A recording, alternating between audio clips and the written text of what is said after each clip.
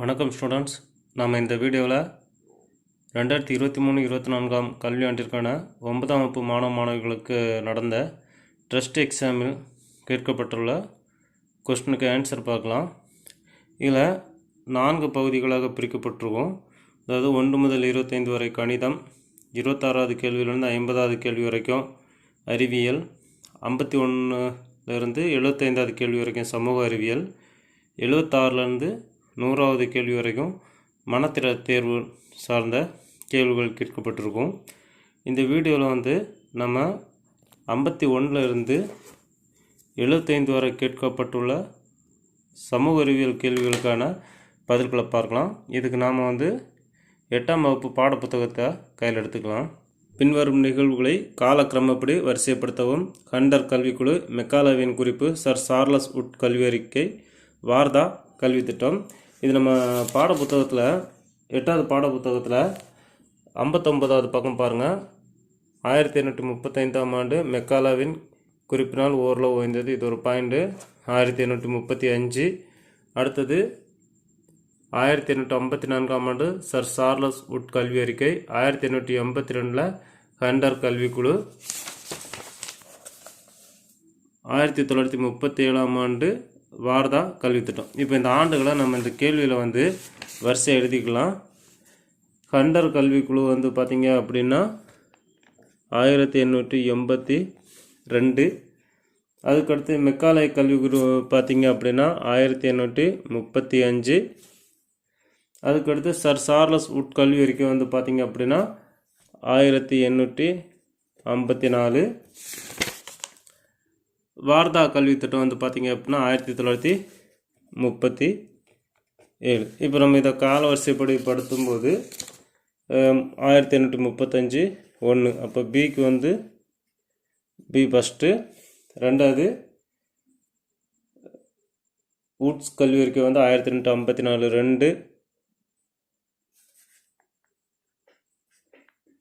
அதுக்கடுத்து 3வது ஹண்டர் கல்விக்குழு. 4வது பார்த்திங்கன்னா வார்தா கல்வி திட்டம். இப்போ ஆன்சர் பார்த்திங்க அப்படின்னா பிசிஏடி. ஆன்சர் 1 பிசிஏடி. வங்காள அவுரி சாகுபடியாளர்களின் துயரங்களை வெளிச்சத்திற்கு கொண்டு வந்த செய்தித்தாள். இது நம்ம பாடப்புத்தகத்தில் 33வது பக்கத்தில் இருக்குது. இந்து தேசபக்தன் என்ற செய்தித்தாள் சாகுபடியாளர்களின் துயரங்களை பல முறை வெளிச்சத்திற்கு கொண்டு வந்தது. அதற்கான ஆன்சர் பார்த்திங்க அப்படின்னா இந்து தேசபக்தன். இந்த 3வது தான் ஆன்சர், இந்து தேசபக்தன். சூயஸ் கால்வாய் கட்டுமானத்திற்கு பின் இந்திய தொழில்துறை மேலும் சிக்கலை சந்தித்தது.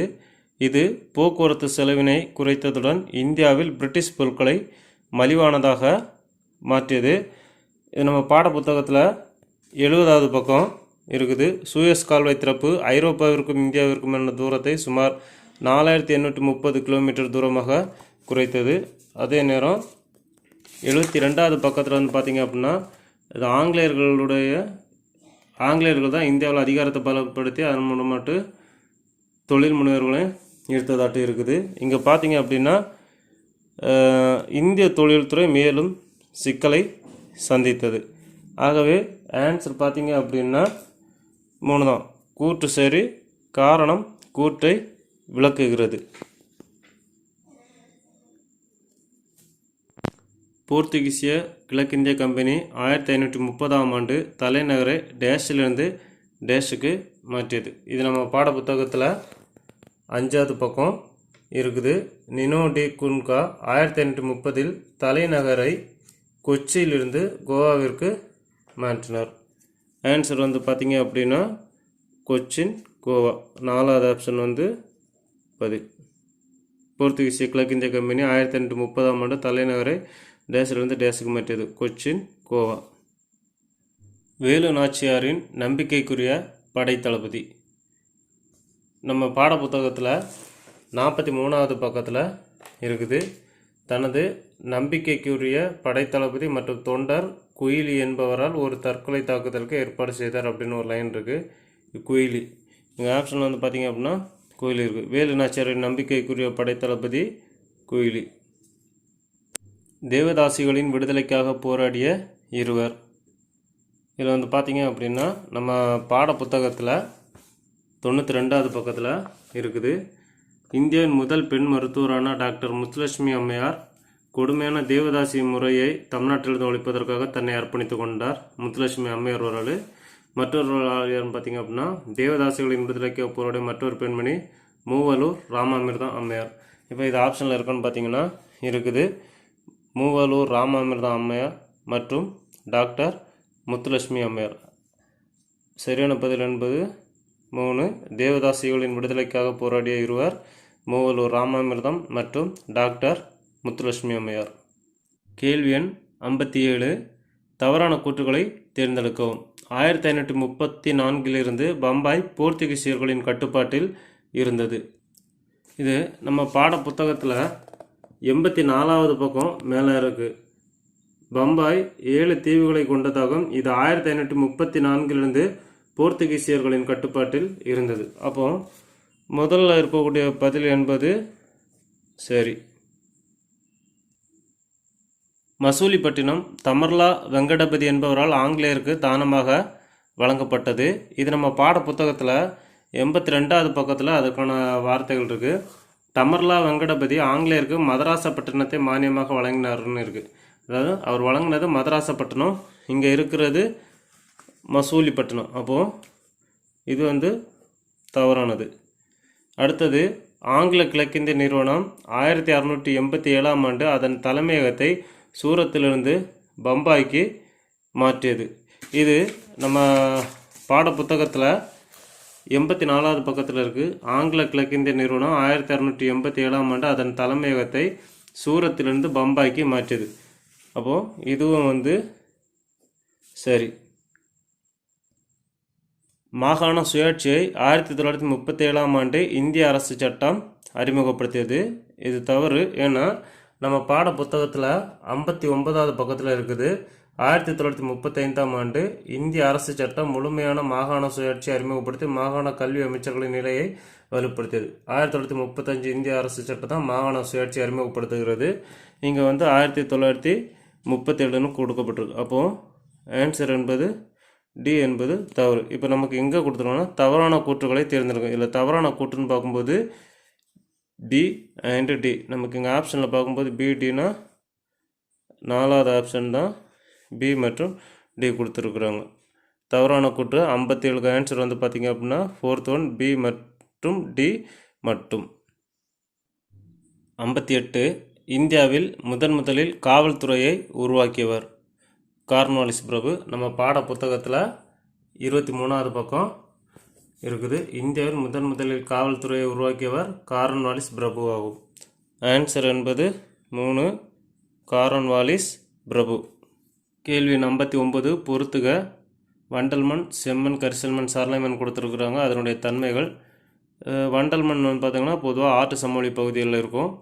செம்மண் வந்து பார்த்திங்கன்னா இரும்பு ஆக்சைடு அதிகமாக இருக்கும். கரிசல் மண் வந்து ஈரப்பதத்தை தக்க வைத்துக்கொள்ளும். சரளை மண் என்பது சுவறுதல். நம்ம இது பாட புத்தகத்தில் ஒரு முறை கிளியர் பண்ணிக்கலாம். பக்கம் 105 வந்து பார்த்திங்க அப்படின்னா வண்டல் மண் என்பது ஆற்று சமவெளிகள். நமக்கு இங்கே ஆற்று சமவெளிகள் கொடுத்துருக்குறாங்க. 2வது கரிசல் மண் என்பது ஈரப்பதத்தை தக்க வைத்துக்கொள்ளும். செம்மண் என்பது இரும்பு ஆக்சைடு. சரளை மண் என்பது சுவறுதல். ஸோ இதுதான் நமக்கு கொடுக்கப்பட்டிருக்குது. இப்போது வண்டல் மண் என்பது ஆற்று சமவெளிகள் இருக்குது. செம்மண் வந்து இரும்பு ஆக்சைடு. கரிசல் மண் வந்து ஈரப்பதத்தை தக்க வைத்துக்கொள்ளும். சரள மண் என்பது சுவறுதலினால் உருவாகிறது. ஸோ இப்போ ஆன்சர் வந்து பார்த்திங்க அப்படின்னா 2 ஏக்கு 2 3 4 1. ஆன்சர் வந்து 2. புவியின் 4 கோளங்களிலும் பரவியுள்ள கண்டம். ஆன்சர் வந்து ஆப்பிரிக்கா. நம்ம பாட புத்தகத்தில் வந்து பார்த்திங்கன்னா 164வது பக்கத்தில் இருக்குது. ஆப்பிரிக்க கண்டம் புவியின் 4 கோளங்களிலும் பரவியுள்ளது. சரியான பதில் ஆப்பிரிக்கா. 4 கோளங்களிலும் பரவியுள்ள கண்டம் ஆப்பிரிக்கா. தவறான இணையை கண்டறியவும். இல்லை மொசாம்பிக், எத்தியோப்பியா, சூடான், கானா போன்ற பகுதிகளில் விளையக்கூடிய பயிர்களை வச்சு இதை கொடுத்துருக்குறாங்க. இதில் நம்ம பாட புத்தகத்தில் வந்து பார்த்திங்க அப்படின்னா 171வது பக்கத்துக்கு போயிடலாம். இதில் வந்து பார்த்திங்க அப்படின்னா மொசாம்பிக், மடகாஸ்கர், நைல் பள்ளத்தாக்கு பகுதிகளில் நெல் விளைகிறது. இங்கே வந்து பார்த்திங்க அப்படின்னா மொசாம்பிக் நெல் என்பது இது சரி. ரெண்டாவது எத்தியோப்பியா கொக்கோன்னு கொடுத்துருக்குறாங்க. ஆனால் இங்கே பார்த்திங்க அப்படின்னா காப்பி வந்து எத்தியோப்பியாவில் பயிரிடப்படுகிறது. அப்போது இது வந்து தவறு. அடுத்தது சூடான் பருத்தி. இங்கே எகிப்து மற்றும் சூடானில் உலகத்தரம் வாய்ந்த நீண்ட இலை பருத்தி பயிரிடப்பட்டுள்ளது. இது சரி. அடுத்தது கானா காப்பி. ஏற்கனவே நம்ம காப்பி எத்தியோப்பியாவில் பயிரிடப்படுன்னு பார்த்தோம். அப்போ கானா நாட்டில் என்ன பயிரிடுறாங்கன்னா கொக்கோ. ஸோ இந்த ரெண்டுமே மாற்றி மாற்றி கொடுத்துருக்குறாங்க. அப்போ இது தவறு. நமக்கு இங்கே என்ன சொல்லியிருக்கிறாங்க, தவறான இணைகளை கண்டறியவும். எத்தியோப்பியா கொக்கோ, கானா மற்றும் காப்பி இந்த இரண்டுமே தவறான இணை. ஆப்ஷன் பார்த்திங்க அப்படின்னா பி மற்றும் டி. அது எங்கே இருக்குன்னா இந்த ஒன்றாவது ஆப்ஷனில் இருக்குது. சரியான விடை என்பது பி மற்றும் டி. தவறான இணைகள் பி மற்றும் டி. கேள்வி எண் 62. உலக நகரமயமாக்கல் விளக்க குறிப்பு. 2018 படி உலகில் அதிக மக்கள் தொகையை கொண்ட மாநகரங்களில் 2 மற்றும் 3ஆம் இடங்களை பெறுபவை முறையே. நம்ம பாடப்புத்தகத்தில் 139வது பக்கத்தில் இருக்குது. அவங்க கேட்டிருக்கிறது 2 மற்றும் 3ஆவது இடங்கள். 2வது இடத்துல புதுடெல்லி, 3ஆவது இடத்துல ஷாங்காய். புதுடெல்லி மற்றும் ஷாங்காய். ஆப்ஷன் வந்து பார்த்திங்க அப்படின்னா 2. சரியான விடை என்பது 2 புதுடெல்லி ஷாங்காய். பின்வரும் கூற்றுகளை ஆராய்ந்து சரியான விடையை தேர்ந்தெடுக்கவும். நாம் விமானத்தில் மேலே செல்லும் பொழுது வளிமண்டல அழுத்தமானது நம்முடைய காதுகளில் உள்ள காற்றின் அழுத்தத்தை விட குறைவாக உள்ளது. காரணம், காற்று அழுத்தத்தை சமப்படுத்தும் பொழுது நம் காதுகள் அடைத்து கொள்கின்றன. இது நம்ம பாட புத்தகத்தில் 117வது பக்கத்தில் ஒரு பாக்ஸில் இருக்குது. ஸோ இப்போ கூற்றும் சரி, காரணமும் சரி. கூற்று சரி, மேலும் காரணம் கூற்றை விளக்குகிறது. 63க்கு ஆன்சர் 2. கூற்று சரி, மேலும் காரணம் கூற்றை விளக்குகிறது. கஞ்சமலையில் கிடைக்கும் உலோகத்தாது. நம்ம பாடப்புத்தகத்தில் 158வது பக்கத்தில் இருக்குது. சேலம் இரும்பு எஃகு ஆலையானது இரும்பு தாது கிடைக்கும் கஞ்சமலைக்கு அருகிலேயே அமைந்துள்ளது. பதில் என்பது இரும்பு தாது. கொடுக்கப்பட்டுள்ள வரைபடத்தில் நிழலிடப்பட்ட பகுதி இந்தியாவின் நில அதிர்வு மண்டலங்களில் எந்த மண்டலத்தில் அடங்கும்? இங்கே கொடுக்கப்பட்டுள்ளது 1 வடகிழக்கு இந்தியா, இன்னொன்று பார்த்திங்க அப்படின்னா ராணா கட்ச். இதுக்கான ஆன்சர் எங்கே இருக்குது அப்படின்னா பக்கம் 146 இருக்குது. வடகிழக்கு இந்தியா ராணா கட்ச். ஆன்சர் என்பது பார்த்திங்க அப்படின்னா நில அதிர்வு மண்டலத்தில் மண்டலம் 5.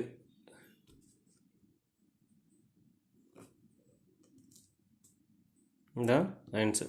சரியான இணையை தேர்ந்தெடுக்கவும். இது வரைபடத்தில் விளக்கப்படங்களில் கொடுக்கப்பட்டுள்ள குறியீடுகள். இப்போ வந்து பார்த்திங்க அப்படின்னா ஒன்று பார்க்கலாம். முக்கிய இடங்கள் வந்து எதனால் குறிக்கப்படுவாங்க அப்படின்னா பேஜ் நம்பர் 189 பார்த்திங்க அப்படின்னா என்ன இருக்குது, முக்கிய இடங்களுக்கு ரவுண்ட் இருக்கும். ஆனால் நமக்கு இங்கே என்ன இருக்குது அப்படின்னா ஸ்டார் கொடுத்துருக்குறாங்க. அப்போ இது வந்து தவறான இணை.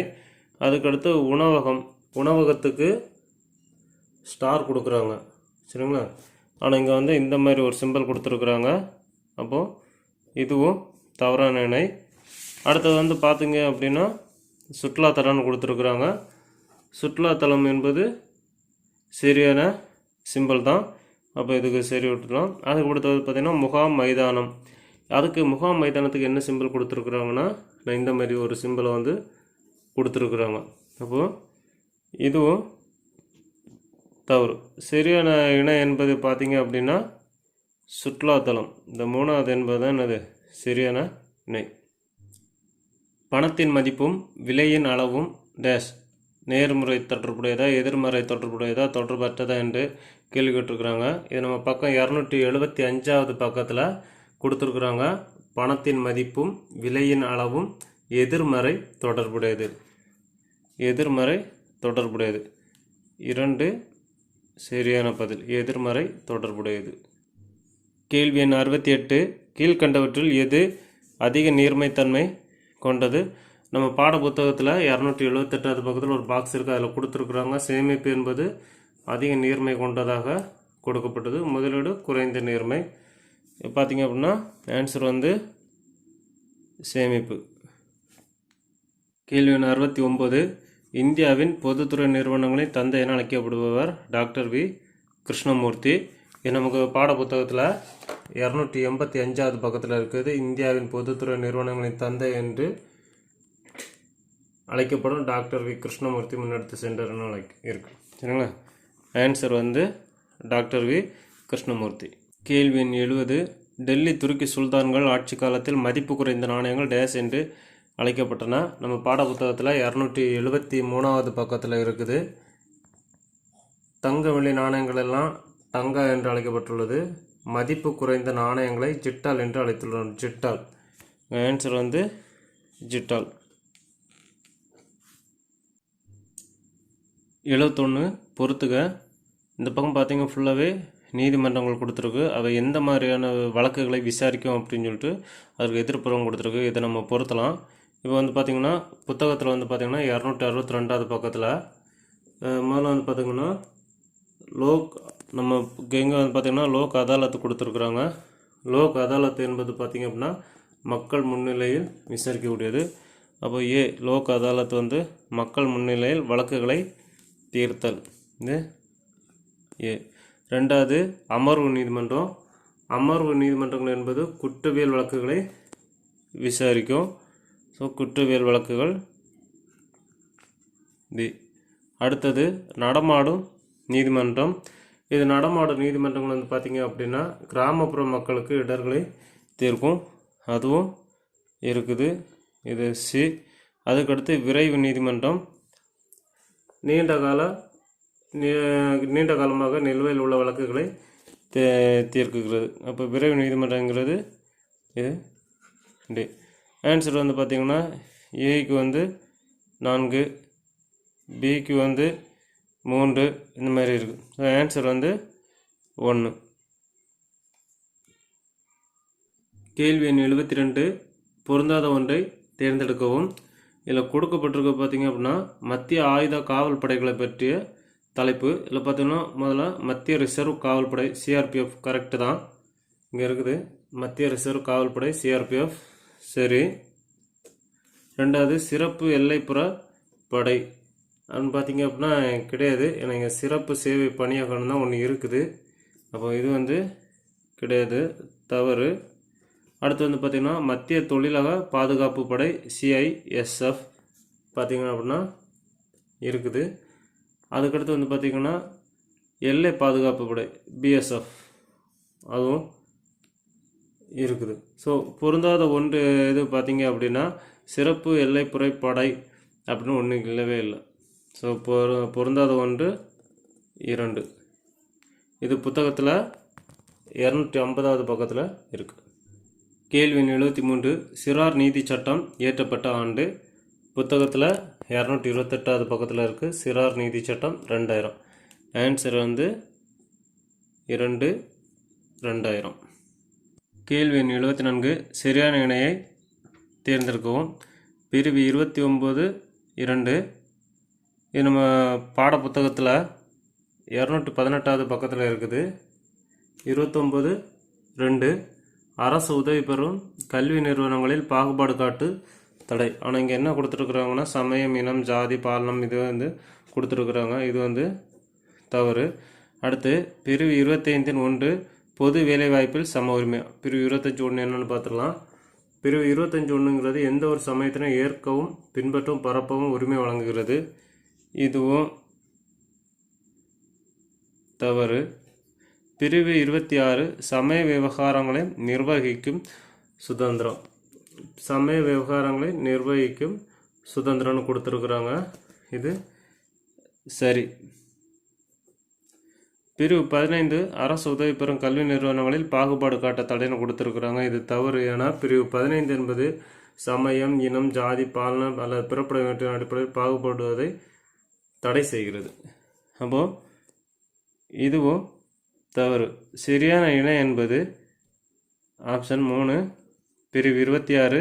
சமய விவகாரங்களை நிர்வகிக்கும் சுதந்திரம். கேள்வி எண் 75. தவறான கூட்டு அல்லது கூற்றுகளை தேர்ந்தெடுக்கவும். சட்டமன்ற மேலவை உறுப்பினராக தேர்ந்தெடுக்கப்பட இந்திய குடிமகனாக இருக்க வேண்டும். இது சரியான கூற்று. அடுத்து அவருடைய வயது பார்த்திங்க அப்படின்னா 40 வயது நிரம்பியவராக இருத்தல் வேண்டும் என்று குறிப்பிடப்பட்டுள்ளது. நம்ம பாடப்புத்தகத்தில் 203வது பக்கத்தில் இருக்குது.